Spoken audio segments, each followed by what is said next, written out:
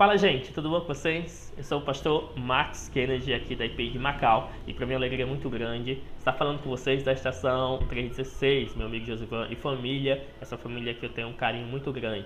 E hoje a gente vai falar aqui rapidamente sobre o Salmo 23, que é um salmo muito conhecido. Quem nunca, decorou esse salmo na sua infância? Eu mesmo decorei esse salmo antes mesmo de eu me tornar cristão, que na minha avó tinha, se eu não me engano, estava na porta da geladeira e também tinha um quadro. Ou então a Bíblia aberta, aquela Bíblia antiga, grande, na sala, aberta no Salmo 23, que particularmente também é um salmo que fez uma diferença grande no momento de desespero na vida da minha avó. Então ela sempre teve esse salmo como amuleto. E isso é muito marcante na minha infância, hein? Eu tenho certeza que o momento que eu estou falando, você também está buscando na mente aí os seus encontros com o Salmo 23 na sua infância, né? Mas a palavra de Deus, ela própria nos instrui que foi feita para ser vivida. Então nós vamos entender hoje como esse Salmo 23 pode fazer diferença em nossas vidas, a sua relevância, como isso é importante para nós. Porque é um salmo que ele nos traz esperança, ele nos dá ânimo. E no momento que estamos passando, um momento muito difícil devido à pandemia, mais precioso ainda esse salmo se torna, porque ele nos dá uma garantia de esperança que é gigante. O salmo ele foi escrito por Davi, é um salmo davídico.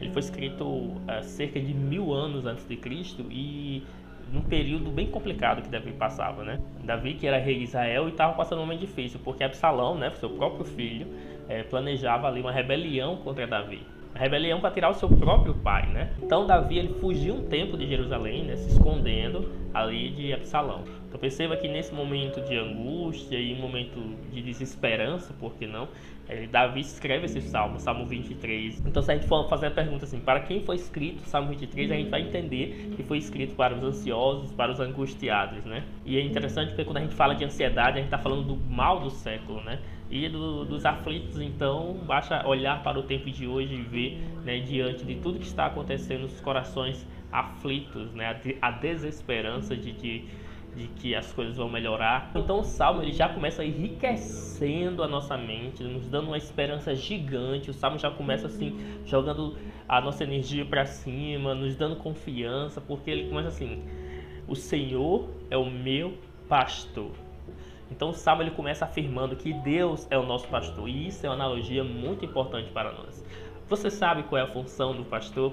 O pastor é aquele que supre as necessidades das ovelhas. Ele é aquele que provê alimentação, ele é aquele que provê abrigo, Ele supre as necessidades básicas ali das ovelhas, E além dele suprir as necessidades, ele é aquele que protege.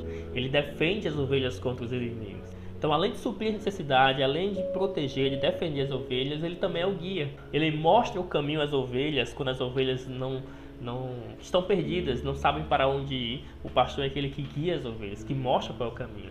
E por fim, o pastor também é aquele que corrige, Qualquer dificuldade que aparece no caminho das ovelhas, qualquer obstáculo, ele corrige isso. Então, fazer essa relação, da figura do pastor com Deus, quando isso sai do campo humano, porque apesar do pastor fazer tudo isso que eu listei, mas ele é humano, ele tem as suas limitações, mas quando você tira essa humanidade do pastor, e coloca em Deus, dizendo Deus é o meu pastor, isso cresce numa proporção absoluta, majestosa, porque Deus é poderoso para fazer tudo, as causas impossíveis. Deus é poderoso para ele tem o poder sobre todas as coisas, e aí você atribui a Deus essa afirmação de que ele é o meu pastor. Aí a segunda parte passa a ter um sentido mais profundo e mais penetrante a nós. O Senhor é meu pastor, por isso não terei falta de nada, por isso nada me faltará. Porque Deus não é qualquer pessoa, Deus é o meu pastor, o Senhor é o nosso pastor. Então essas funções que foi falado aqui, ela atinge uma perfeição absoluta, de proteção. O pastor que protege, Deus é o nosso protetor, Deus é o nosso guia, Deus é aquele que supre as nossas necessidades, Deus é aquele que corrige os problemas, as falhas. Então perceba que isso quando é levado a Deus, ele ganha uma proporção que é absoluta em nossas vidas. Isaías 40:11 diz: como um pastor cuida do seu rebanho, assim o Senhor cuidará do seu povo.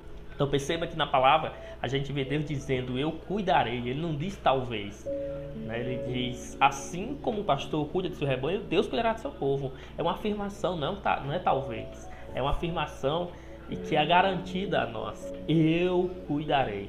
E a gente sabe que Deus não faz promessa que não possa cumprir. Deus cumpre a sua promessa. Ele não é homem para que minta, nem filho do homem para que se arrependa. Aquilo que é prometido por Deus é cumprido em nossas vidas. Agora, essa afirmação de que o Senhor é meu pastor é uma afirmação que deve ser analisada com cuidado nosso. Porque quando nós falamos o Senhor é o meu pastor, antes de pastor, nós estamos chamando ele de Senhor. E é preciso que a gente reconheça o senhorio de Cristo, o senhorio de Jesus em nossas vidas. Que a gente reconheça que Deus é o nosso Senhor e que estamos submissos à sua vontade e que estamos à disposição da sua obra em nossas vidas e que a gente precisa se entregar a Ele. A ovelha conhece a voz do seu pastor. Em João 10, no verso 14 e 27, o Senhor diz assim: eu sou o bom pastor, conheço as minhas ovelhas e elas me conhecem.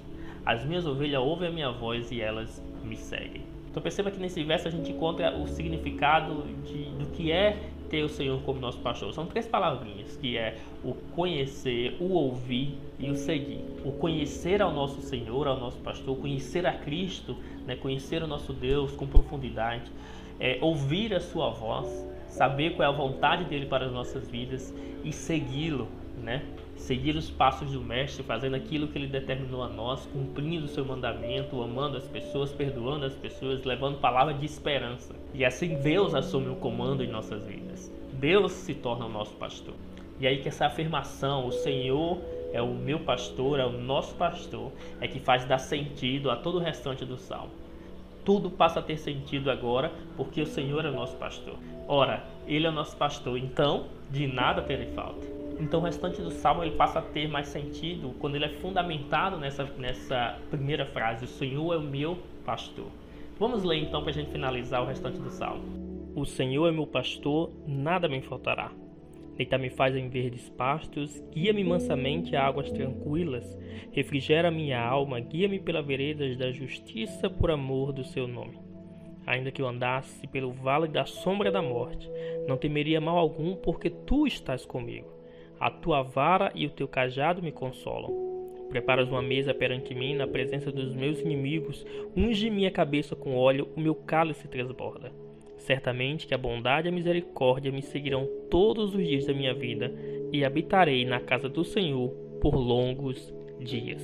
Tudo isso porque o Senhor é o nosso pastor. Tudo isso porque o meu pastor, ele é o meu Senhor. E Jesus nos dá essa esperança. Jesus nos dá os suprimentos. Jesus nos mostra o caminho, ele é o nosso guia. E Jesus também nos corrige, né? E corrige também a nossa vida.